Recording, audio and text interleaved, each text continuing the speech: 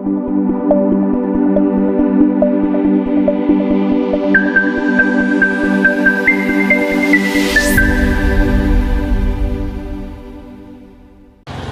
ce que vous avez dit, c'est ça qui fait de lui un Dieu. Vous savez que Jésus-Christ est Dieu, et le Père et le Fils.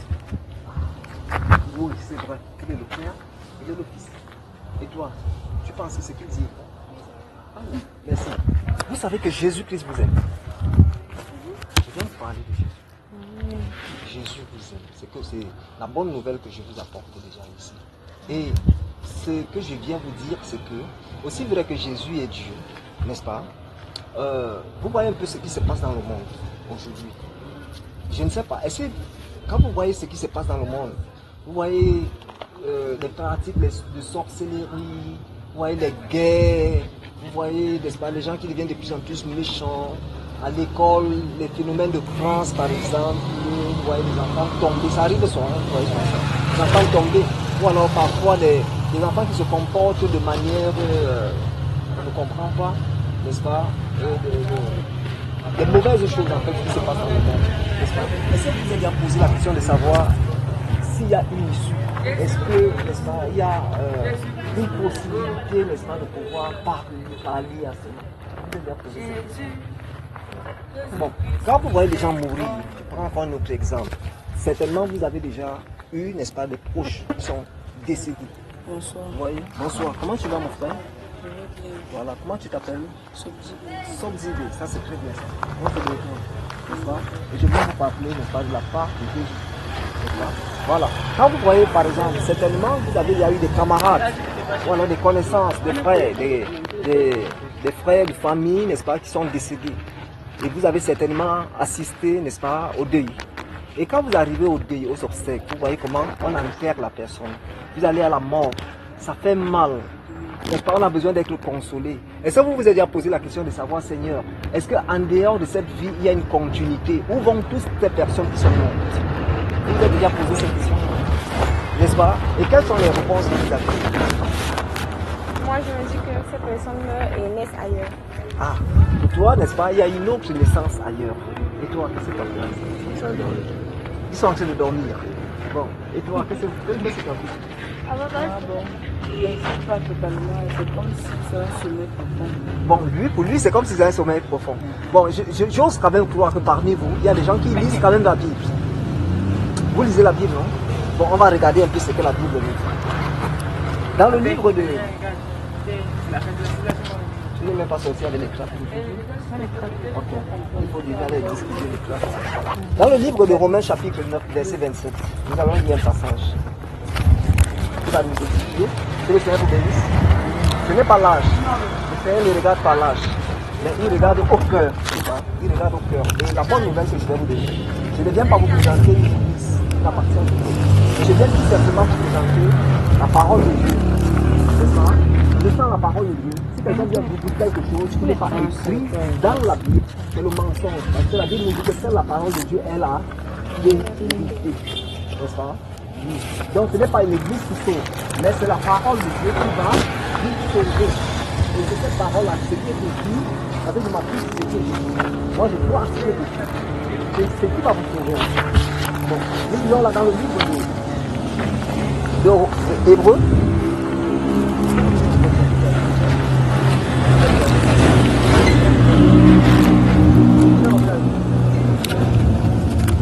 Hébreux chapitre 9, verset 27. N'est-ce pas? Ma soeur, tu es là? Hébreux chapitre 9. Hébreux chapitre 9, verset 27. Je lis au nom de Écoutez bien. Hébreux chapitre 9. Verset 27. Et comme il est réservé aux hommes de mourir une seule fois, après quoi vient le jugement. Après quoi vient le jugement? Vous voyez ça? Et comme il est réservé aux hommes de mourir une seule fois, après quoi vient le jugement. Donc après la mort, il n'y a pas une autre.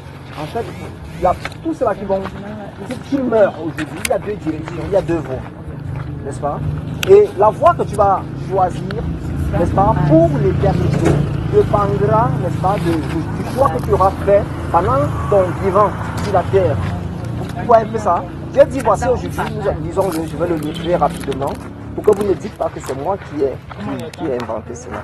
Dans le livre de Deutéronome chapitre... Dans le livre de Deutéronome, chapitre 30, verset 15... Deutéronome chapitre 30, verset 15, voici ce qui est écrit.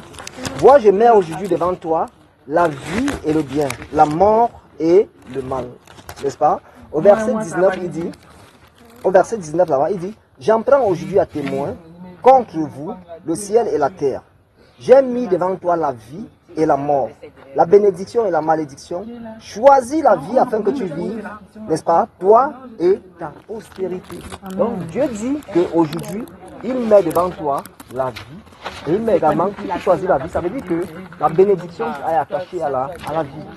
Parce que si tu suis le Seigneur Jésus, n'est-ce pas, c'est lui qui détient la bénédiction. N'est-ce pas? Et la Bible nous dit que seule la bénédiction de l'Éternel rend prospère et elle ne s'accompagne d'aucun chagrin. Ça veut dire que quand Dieu te bénit, n'est-ce pas, la bénédiction que Dieu te donne, il n'y a pas de chagrin qui accompagne cette bénédiction. Et il y a également une autre bénédiction que le diable peut donner. Vous voyez un peu, il y a des jeunes par exemple aujourd'hui qui vivent ce qu'on appelle l'escama, ou alors vous avez entendu parler des massés, des mauvaises choses qui se pratiquent par exemple.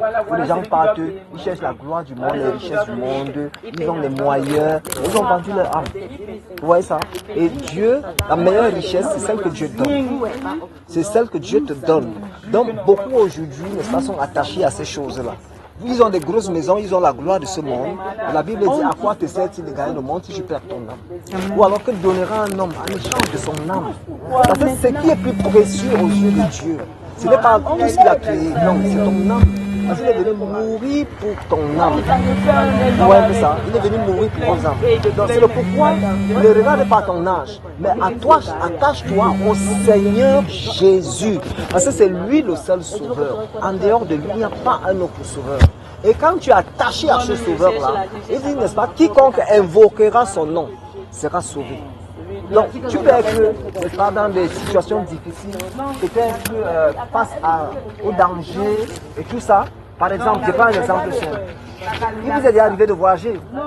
Supposons que tu sois par exemple dans un bus touristique, tu as besoin de voyager, peut-être tu vas en Gaoundéré et le chauffeur est peut-être à 180 à l'heure. Vous êtes en train de rouler. Le chauffeur, lorsque vous êtes entré dans le bus là, le chauffeur a mis peut-être sa musique mondaine, comme on dit souvent. Il a mis peut-être grâce des cas.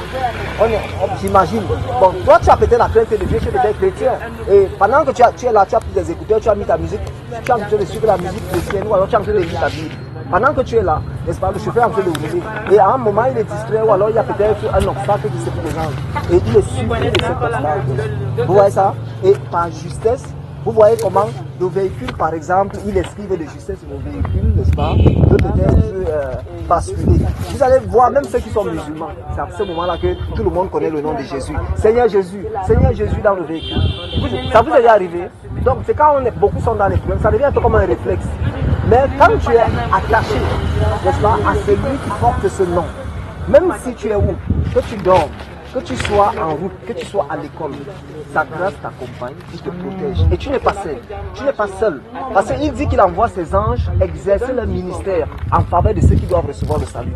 Lorsque tu es avec le Seigneur Jésus, puisque c'est lui le chef de l'armée céleste, il envoie ses anges pour te protéger. Il dit, allez protéger ma fille.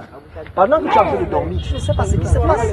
Le Seigneur, la Bible nous dit que, n'est-ce pas, notre adversaire, le diable, rôde comme un lion. Ça, c'est ça qui va dévorer. Il y a des gens qui partent parfois dormir, ils ne se réveillent pas le matin. Vous voyez ça? Mais quand tu vas dormir, quand tu as un bon terme avec le Seigneur, n'est-ce pas? Lui, il te protège, il veille sur toi. Et il fait à ce que tu puisses accomplir l'œuvre pour laquelle il t'a envoyé sur cette terre. Ce que j'aimerais que vous puissiez comprendre, c'est que vous n'êtes pas le fruit du hasard. Si Dieu a permis que vous puissiez naître, n'est-ce pas? C'est parce qu'il a des plans merveilleux pour chacun de vous. Et il vous a créé pour un but et pour un temps, que vous puissiez faire son œuvre. Et sa volonté, c'est que vous n'alliez pas en enfer. Parce que beaucoup meurent, n'est-ce pas, et vont en enfer. Il ne faut pas qu'on vous manque. Qu'est-ce que la parole nous dit? La Bible nous dit que là, c'est la spacieuse, le chemin qui mène à n'est-ce pas, qui emprunte cette voie-là, la voie de la perdition. Pourquoi? Parce que beaucoup aiment la vie facile. Vous voyez ça? Beaucoup, n'est-ce pas, font de mauvaises choses. Beaucoup, par exemple, font de mauvaises choses. Beaucoup pratiquent, par exemple, l'impudicité, n'est-ce pas? La fornication, par exemple. Quand on parle de fornication, c'est livrer son corps à des pratiques sexuelles hors mariage. La Bible nous dit que notre corps ne nous appartient pas, mais notre corps appartient au Seigneur. Et si quelqu'un dit le temple de Dieu, Il n'a pas eu celui-ci. ton corps ne t'appartient pas, mais c'est pour ton mari. Donc si tu ressens le désir de te marier, prie que le Seigneur, n'est-ce pas, te mette déjà en connexion avec ton mari et que, n'est-ce pas, il puisse disposer les cœurs de tes parents pour que, n'est-ce pas, tu puisses être libéré, affranchi, n'est-ce pas, de l'autorité parentale et que tu ailles vivre sous l'autorité de ton mari. Parce que la femme n'est pas destinée à vivre seule. Elle est destinée toujours, soit elle est sous le toit parental, soit elle est attachée à son mari. Vous voyez ça? Mais quand tu as livré ton corps à l'impudicité, vous voyez, tu ne connais pas un déjà. Faites très attention parce que derrière ces choses-là, il y a beaucoup de choses. Vous pouvez conclacter, il y a la sorcellerie qu'on conclacte par des rapports sexuels. Parce que vous comprenez un peu ce que je suis en train de vous dire là? Il y a la sorcellerie, n'est-ce pas? Il y a des malédictions, il y a même la mort que vous pouvez conclacter au travers des rapports sexuels. Déjà, vous ne connaissez pas l'état d'âme de la personne avec qui vous êtes en train de partir. Peut-être, n'est-ce pas, c'est un sorcier patenté, vous allez coucher avec lui et vous transmettez le gène de la sorcellerie. Vous dormez comme ça, vous vous reculez déjà en train de voyager, on vous donne la nourriture, parfois en train de danser, vous traversez les eaux et tout ça. Beaucoup font ces genres de rêves. Donc il faut éviter, ce sont des mauvaises choses. Et c'est au travers, n'est-ce pas, de ces actes-là, n'est-ce pas, que ces choses-là sont transmises. Les impudicités, faites très attention, le péché, le vol, les mauvaises choses, le mensonge, ça ne glorifie pas le Seigneur. Vous voyez un peu ça? Donc, ayez la crainte de Dieu. Quand vous vous levez le matin, n'est-ce pas? Ne vous levez jamais le matin sans lire la Bible. Ceux qui n'en ont pas, cherchez déjà à en avoir. Parce qu'ils sont à la fin des temps. Vous comprenez un peu ça? Et le monde devient de plus en plus mauvais. Les choses deviennent de plus en plus compliquées. Au point où ceux-là, n'est-ce pas, qui sont trempés dans ces choses-là, eux aussi sont en train de chercher des adeptes. Vous voyez aujourd'hui, n'est-ce pas, il y a les pratiques d'homosexualité, de lesbianisme, n'est-ce pas, la bestialité, toutes ces choses-ci. Vous voyez ça? Il faut faire très attention parce que le monde devient de plus. Donc préservez-vous. Parce que la Bible nous dit que le monde entier est sous la puissance du malin. Vous voyez ça? Donc vous devez vous préserver. Et quand vous allez mourir, dites-vous toujours que, n'est-ce pas, vous serez devant le tribunal de Dieu. Tout acte que vous posez est enregistré dans les livres célestes. Vous voyez ça? Quand vous lisez dans le livre de l'Apocalypse chapitre 20, on dit des livres sont ouverts. N'est-ce pas? Lisons-les. Apocalypse chapitre 20. Que Dieu vous bénisse. Merci pour une minute que vous m'accordez pour écouter cette parole. Ma prière pendant que vous écoutez, c'est que cette parole ne vous laisse plus jamais indifférent. Merci. Nous sommes dans le livre de l'Apocalypse chapitre 20. Amen. Dieu vous bénisse. Voilà, nous y sommes. Disons à partir du verset 11, parce que... Apocalypse chapitre 20, à partir du verset 11. Oui. Puis je vis un grand trône blanc et celui qui était assis dessus. La terre et le ciel s'enfuirent devant sa face. Et il ne fut plus trouvé de place pour eux. Oui. Et je vis les morts, les grands et les petits, Les grands et les petits, oui. qui se tenaient devant le trône. Des livres furent ouverts, et un autre livre fut ouvert, celui qui est le livre de vie. Et les morts furent jugés selon leurs œuvres, d'après ce qui était écrit dans ces livres. Dans ces livres. Vous suivez ça? Donc il y a des livres qui sont ouverts. Tout acte que vous posez. Ne vous dites pas que vous êtes caché. Quand vous êtes dans la maison, ne vous dites pas que vous êtes caché. Peut-être quand vous êtes de l'autre côté, là, ici, moi, je ne peux pas vous voir, mais Dieu vous voit. Et devant Dieu, le mur là est transparent. Vous voyez ça? Et lui, il a la possibilité de lui-même ce que tu penses dans ton cœur. On ne peut rien cacher à Dieu. C'est votre créateur. Tu vois ça? Et quand même, beaucoup vont dire non, si on part en enfer là, n'est-ce pas, on ne va pas souffrir, on ne va pas trop souffrir parce qu'on va aller à l'endroit où ça ne brille pas trop. C'est ton créateur, il va t'envoyer. Il sait ce qu'il il sait ce qu'il peut faire pour te faire du mal. Il va te torturer, n'est-ce pas, dans le but de te faire du mal. Vous voyez ça? Beaucoup vont en enfer. L'enfer existe. Ne pensez pas que l'enfer n'existe pas. Parce que ma soeur disait tout à l'heure, si quelqu'un meurt, la personne va naître ailleurs. Tu te trompes. Il n'y a pas une autre vie C'est le pourquoi nous avons lu là dans le livre d'Hébreux, il est réservé aux hommes de mourir une seule fois. Après quoi vient le jugement. Amen. Donc, tout ce que tu as fait sur cette terre est enregistré. Et Dieu va te juger sur tout ce que tu es en train de faire. Les mauvaises pensées, les mauvaises actions, les mauvaises paroles qui sortent de ta bouche là. Toutes ces choses-là seront jugées. Vous voyez ça? Donc, tu dois tout faire parce que Dieu a déjà mis un carnaval. Vous voyez ça? Dieu a déjà mis un carnaval pour vous, n'est-ce pas? Pour vous dire comment vous devez marcher pour le plaire tant que vous êtes sur la terre. Quand vous lisez là-bas dans le livre de l'Apocalypse, dans le livre de Proverbes, il dit dans le livre de Proverbes, instruis l'enfant selon la voie qu'il doit suivre, afin que quand il sera grand, il ne s'en détournera pas. Vous voyez ça? À l'école, par exemple, lorsque vous allez à l'école, on ne va jamais vous apprendre l'amour. On ne va jamais vous apprendre l'équité. On ne va jamais vous apprendre la vérité. On ne va jamais vous apprendre la justice, la vérité. Non, c'est des valeurs qu'on apprend par l'école. Mais Dieu, il dit instruire l'enfant selon la voie qu'il doit suivre, parce que c'est les parents qui doivent vous inculquer ces valeurs. Mais aujourd'hui, beaucoup de parents même sont ignorants. Et il dit mon peuple est détruit parce qu'il lui manque la connaissance. Vous voyez ça? Donc, si vous n'avez pas de Bible, mais bien aimés, cherchez à vous en approprier et commencez déjà à lire la Bible le matin quand vous vous réveillez pour recommander la journée au Seigneur, parce que vous ne savez pas, n'est-ce pas, ce que la journée vous réserve, n'est-ce pas, et avant de vous coucher, lisez également pour rendre grâce, afin que vous soyez en communion, toujours en bon terme avec le Seigneur. Il dit que ce livre de la loi ne s'éloigne point de ta bouche, mais dites-le jour et nuit pour agir fidèlement selon tout ce qui est dit. Quand c'est alors que tu réussiras, c'est alors que tu auras du succès. Je ne sais pas trop ce que vous voulez devenir dans vos vies. Peut-être tu veux devenir une ministre, peut-être elle c'est un futur médecin, peut-être elle est chef peut-être de l'armée, peut-être elle veut devenir magistrat, peut-être lui veut peut-être devenir un grand homme d'affaires, je ne sais pas.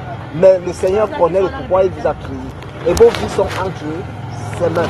Et la Bible nous dit dans le livre de Matthieu, n'est-ce pas, chapitre 6, verset 33, cherchez premièrement le royaume et la justice de Dieu. Et toutes choses seront données par-dessus. Ouais, ça. Donc, tout ce dont tu as besoin, si toi tu cherches le Seigneur, ce n'est plus toi qui vas courir après ces choses, mais ces choses, ce sont ces choses-là qui vont courir après toi, mais toi cherches le Seigneur. Amen. Vous comprenez? Que le Seigneur vous bénisse. Bonne journée à vous.